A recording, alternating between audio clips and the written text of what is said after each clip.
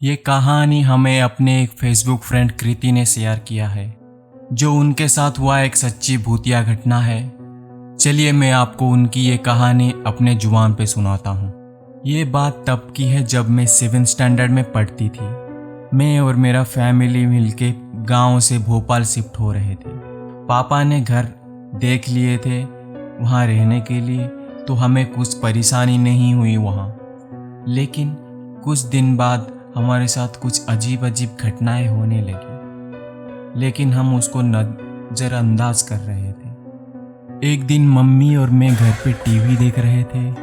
अचानक किचन से कुछ गिरने की आवाज़ आई। मम्मी दौड़ते दौड़ते गई, देखा तो बर्तन सभी नीचे गिरे हुए थे। तब पापा भी ऑफिस से आए और देखे तो मम्मी को बोले, कोई बिल्ली गिरा दिया होगा, तुम घबराओ मत, चलो खाना खाने चलते हैं।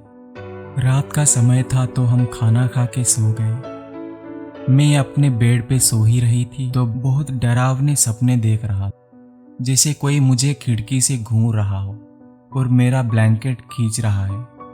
इतने में ही मेरा नींद खुल गया और उठ के देखा तो मेरा ब्लैंकेट पैर के पास था। मुझे थोड़ा डर लगा तो मैं मम्मी के पास चला गया सोने के लिए।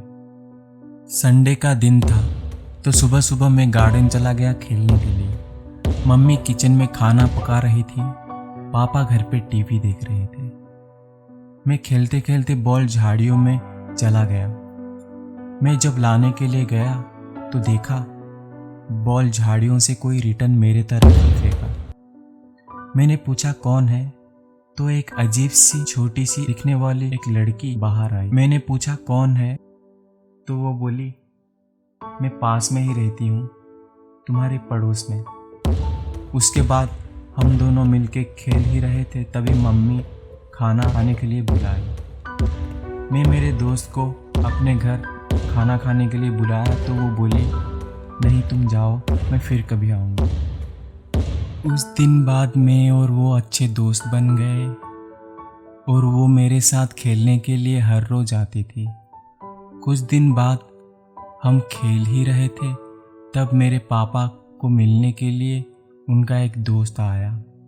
जब वो मुझे और मेरे दोस्त को खेलते हुए देखा तो वो दंग रह गया, क्योंकि वहाँ मेरे सिवा और कोई था ही नहीं।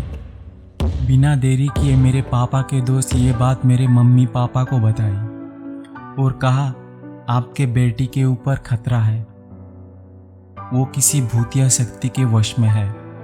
जब मेरे मम्मी पापा और उनके दोस्त मुझे और मेरे दोस्त को देखने के लिए आए तो वो दंग रह गए, क्योंकि वहाँ मेरे सिवा और कोई था ही नहीं। जब मैं बॉल मेरे दोस्त के तरफ फेंक रहा था तब वो देखते थे कोई अदृश्य शक्ति बॉल को मेरे तरफ रिटर्न फेंक देता था। मेरे पापा, मम्मी और पापा के दोस्त बिना देरी किए हवन की पूजा शुरू कर दी।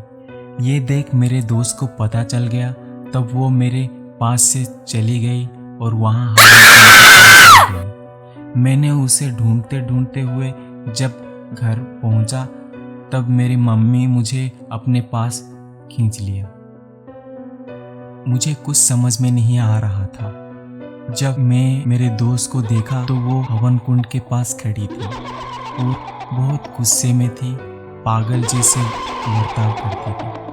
मैंने मेरी मम्मी को पूरी कहानी पूछा तो वो जब बोली मेरी दोस्त एक आत्मा है, तब मैं बहुत डर गई। जब पूजा खत्म हुआ तब वो आत्मा वहाँ से चली गई, लेकिन फिर भी हमारा मन नहीं मान रहा था, तो हम वो घर छोड़ के दूसरे घर शिफ्ट हो गए रहने के लिए। और उस दिन बाद मैं हमेशा अपने मम्मी के पास ही सोता हूँ। आज भी जब कभी भी मुझे वो दिन याद आ जाता है, मुझे बहुत डर लगता है। दोस्तों, ये थी मेरे दोस्त कृति की कहानी।